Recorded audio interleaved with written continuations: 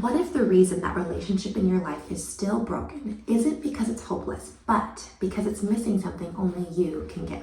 Pausing this to say, this is the kind of content that you need to get notified about, so hit subscribe before we move on. Welcome to Coffee with Courtney, where we don't sugarcoat the truth, reject a victim mindset, believe everything is figure-outable, and nothing is impossible with God.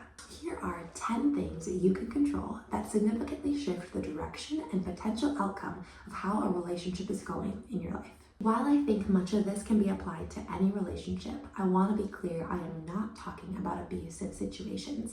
That is not a relationship. That is a situation you need to be made safe from, and that is the most important thing to me, and I hope the most important thing to you. So I wanted to make sure to clarify that before I move forward. A lot of people say they've tried everything to see relationships improve, and they just haven't. They're broken. They're always going to be this way. But when I press a little further and hear from people that are in these situations, it usually comes out that they actually haven't tried much at all. At least things that are productive and can truly move a relationship forward. There's usually a number of things that they're missing, areas they haven't addressed, and perspectives they haven't considered. And so my hope today in this video is that you'll hear something in this list of 10 things that you have not yet tried or considered that could significantly improve the relationships you're in. Number 1, what is your goal for this relationship? Have you thought about that? Have you asked yourself the question of what's the main thing I want to see true of this relationship? Well, let me pause you and say what I learned in therapy a long time ago is that we can only have a goal for ourselves, the things that we can control, but we can have a desire for someone else. So maybe you would say, my goal in this relationship is that as much as it depends on me, it's healthier. As much as it depends on me, it's more connected. We enjoy spending time together. But my desire is that it feels like we are comfortable around each other. We can freely share how we feel, and we can work through conflict, and it's simple and significant. Those are desires, right? Because they relate to the other person putting in the effort and the time. But what is your main goal for how this relationship would look and feel as much as it depends on you? Okay, so number 2, now that you have established in your mind what your goal is, have you shared that goal with the person you're in a relationship with? Have you shared that hope for how your relationship would feel, what it would look like? Maybe as you're hearing this, you're thinking, I could never tell this person that for fear of how they would react. I would say then, number 2 is tell them that. Tell them that you feel like you can't share with them your hopes for how your relationship would improve because you're afraid of what they'll say, that they won't be listening, or that they won't truly hear you and want to move forward alongside of you. Share that with them then instead. And then maybe the relationship can improve enough to a place where you can share your goal, but addressing first what's behind that. I just feel like our relationship isn't a place where I can tell you this. I want it to be. Could we talk about that? Does it make sense to you that I might feel that way? Can you understand what might be holding me back? That's number 2. Number 3, let's say you have tried number 2. You've tried to share with them that you feel like you can't share number 1, your goal for how the relationship would shift. And they have not been receptive. Maybe they've been reactive. They've been upset. They have not handled it well. So then this would be number 3. I would say something like this. I value you so much. I really want to see a relationship become more connected. I want to be closer. Would you consider going to a couple of counseling sessions with me? I really feel like having someone else present with us who is a professional could really help us improve our communication, and I think you're worth it. So would you consider going with me? Also say something like, I think someone else being there could help us really better hear one another and better understand what we're both feeling so that our relationship going forward could just have better communication. I think we could all use a little help in that area. I would love to pursue that with you. Would you be open to that? Number 4, let's imagine in a scenario that they say no, they're not open to counseling. Maybe they said it exactly like that, and maybe they said it in an even more reactive way. Number 4 is, that's okay. That is okay, because that is their decision, and you have been willing to initiate and open the door to how you can see your relationship improving. So I just want to say, if you've already done these things, great job, because you're almost halfway through the things I can think of that really can move a relationship forward. But yes, let's say they've said no. I would then say, okay, I hear you. Can you tell me what you would hope for our relationship? Maybe right now you would say, it feels fine. I actually don't feel any of the things that you feel. I feel like we're close. I feel like we're connected. I'm good exactly how things are.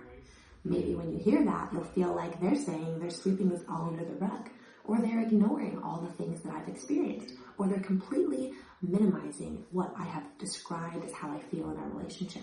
But regardless of all of that, hear them. What are they saying they hope for going forward?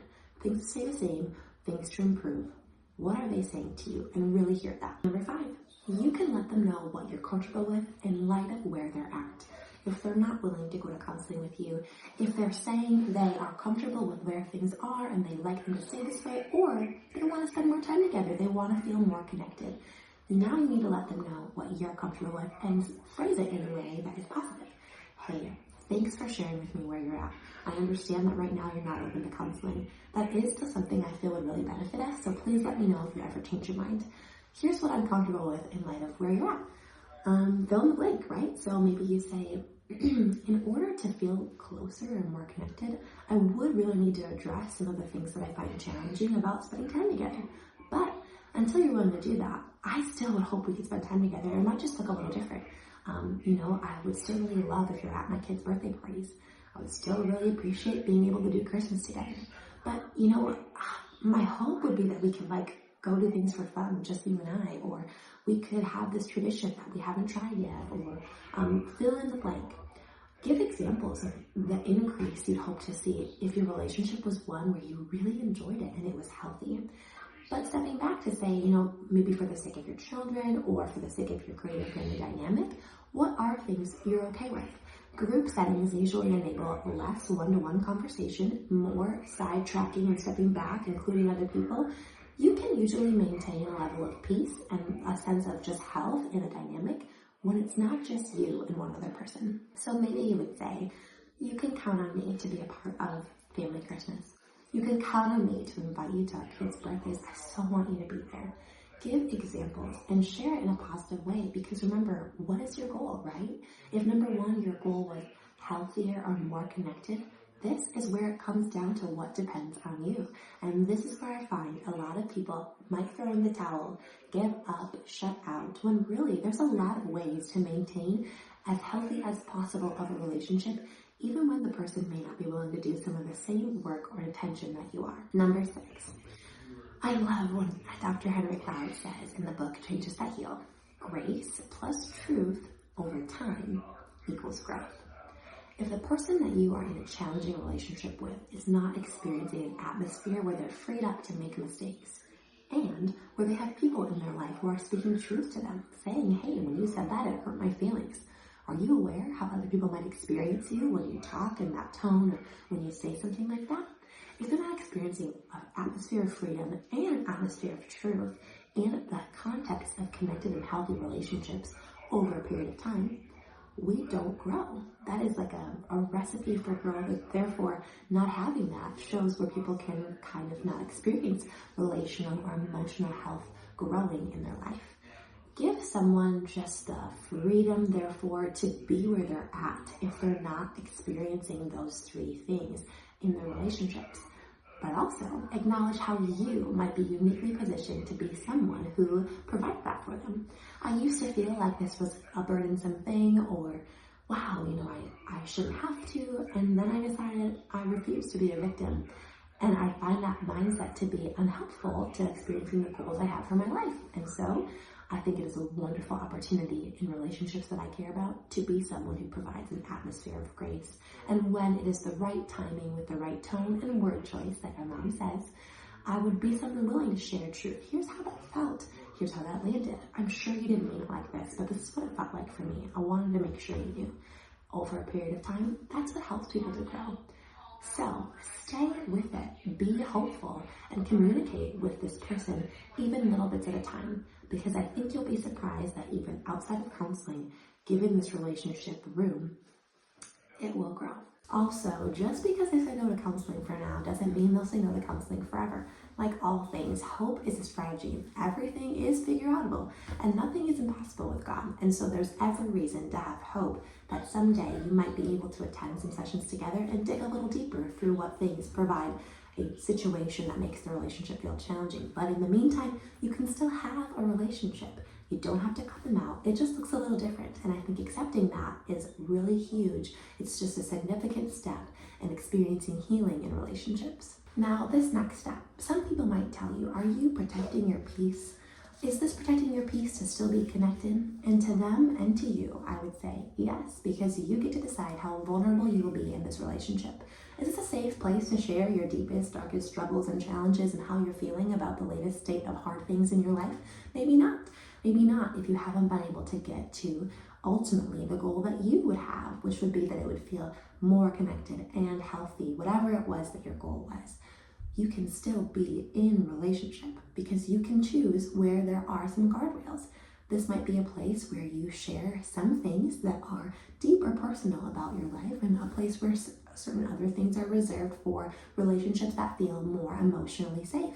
That's okay, because that is up to you. And I think it's honoring to both kinds of people in your life to share different levels of vulnerability with them. You're acknowledging where the relationship is at, and you've also already communicated with the person that you're having a challenging relationship with, where you hope it could be one day. And so if they ever bring up, I feel like you don't share much with me, or I really wish we were closer, you can, in love, very simply just say, I want that too.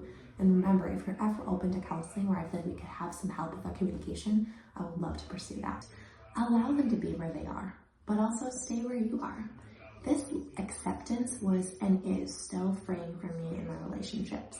We don't have to rush people along the growth spectrum if they're not interested, and we also don't have to stop growing ourselves. We can receive where they're at with understanding and compassion, and we can also be where we are with strength and hope. I think those two things coexisting enables people to really feel love from someone, because you're communicating this sense of freedom that says, I want to be connected to you even if we're not the same, if we're not in the same place, if we don't see things the same. The way we're connected might look different, but I'm here for it. One of my favorite scriptures is from 1 Corinthians 13, and it says in it that love bears all things. You guys, people are worth it. And so often in culture today, we see that it's trendy, or common at least, to cut people out when things are difficult. But people are worth it. And people aren't just worth it in a only if they do and move towards all the things I want in the time I want way. People are just worth it. People are image bearers of God. They're just worth it. And so if love bears all things, I am so full of hope for you in your relationships, because I've seen it time and time again in mine and in the lives of people that I'm connected to, that really when you love someone in this way, love does change people. Love does move people forward. Love has a huge impact, but real love includes real freedom, real grace, real time. And sometimes that's the hardest part. But like one of my favorite authors says, hard is not the same as bad. And again, remember, we're not victims, so we can do this. We are more than conquerors, completely able of having hope infused into every relationship that we're in, no matter what they've looked like in the past, and no matter how long it takes for them to look like what we hope in the future. It's worth it. It's worth it. People are worth it. Love bears all things. So I hope that this video enables you to step forward in more love, which is clarity, which is peace, which is making every effort, like scripture says, to live at peace with people. I hope that this helped you to do that. I'd love to hear how in the comments, and if this was beneficial to you, please like or subscribe so it significantly helps this channel to grow.